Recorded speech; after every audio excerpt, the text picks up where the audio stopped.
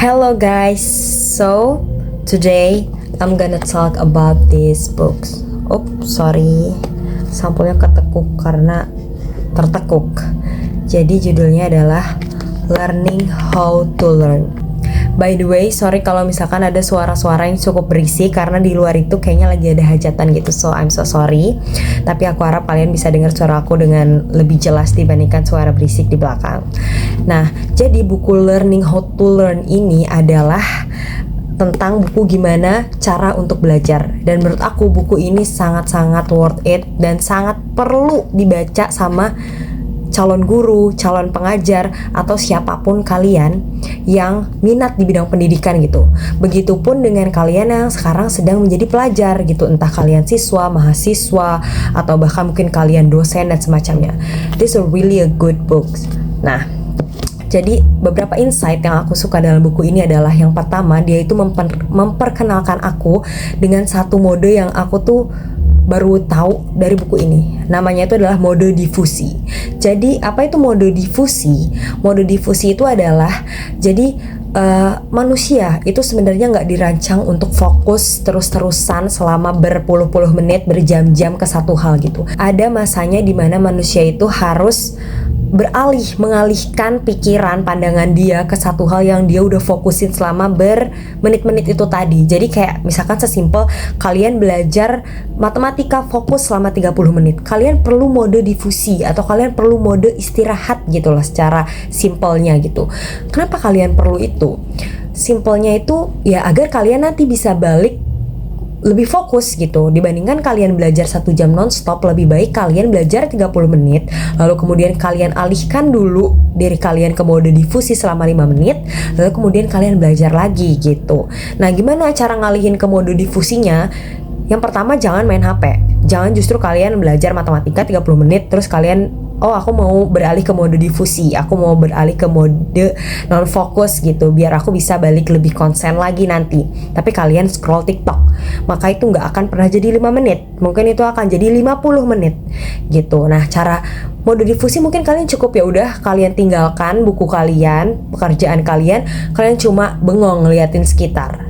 Atau mungkin kalian baca buku yang ringan-ringan, baca komik dan semacamnya gitu. Yang penting aktivitas otak kalian yang tadinya berat itu tuh jadi lebih ringan gitu.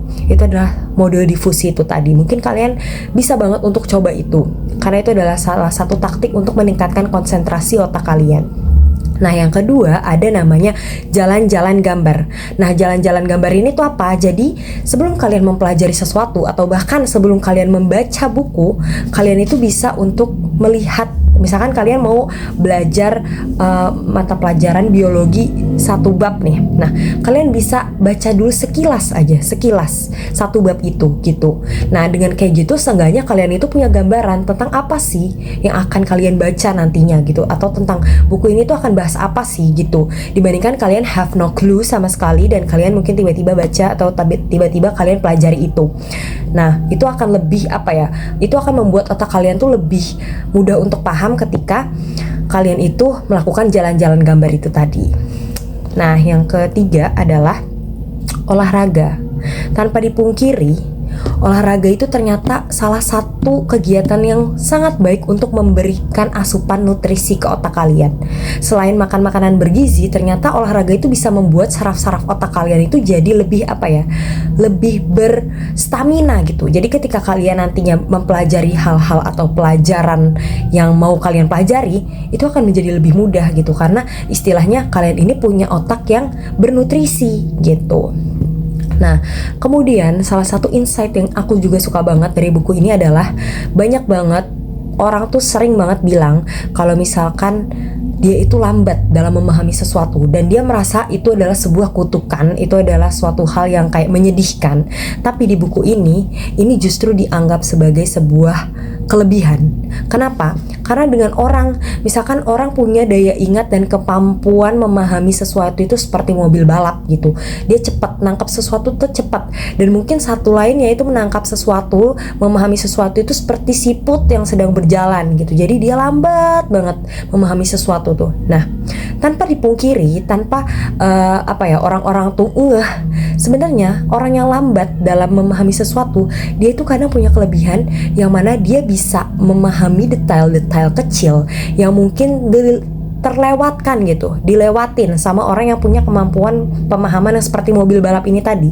Dan mungkin dia punya kreativitas yang lebih tinggi gitu. Karena biasanya orang-orang yang kayak gitu tuh emang notice gitu kepada detail-detail kecil yang orang lain tuh nggak notice itu gitu. Jadi buat kalian yang mungkin merasa, aduh aku tuh lolak banget, aku tuh orangnya lama banget kalau buat memahami sesuatu, it's okay. Karena itu tandanya berarti justru kalian itu punya peluang untuk kalian itu bisa memahami detail-detail kecil yang orang-orang lain tuh sering miss gitu. Ini adalah salah satu buku yang menurut aku bagus banget, dan kayak aku cukup nyesel kenapa aku nggak baca buku ini pas aku masih sekolah. Tapi it's okay sih, karena pada akhirnya aku baca buku ini juga gitu. Nah makanya buat teman-teman yang mungkin sekarang masih di bangku sekolah, baca buku ini tuh adalah salah satu cara kalian untuk bisa belajar gitu. Untuk kalian tuh bisa belajar dengan cara terbaik, dengan cara yang baik gitu. So I recommend you this book. Oh ya, and by the way, insight-insight yang tadi aku jelasin itu gak mencakup dari semua hal yang ada di buku ini, karena masih ada banyak banget insight-insight yang gak aku jelasin dan gak aku ceritain di video ini. Buat kalian mungkin yang pengen tahu lebih banyak terkait insight apa yang ada di sini, kalian bisa baca bukunya dan temukan sendiri insight mana yang paling menarik menurut kalian.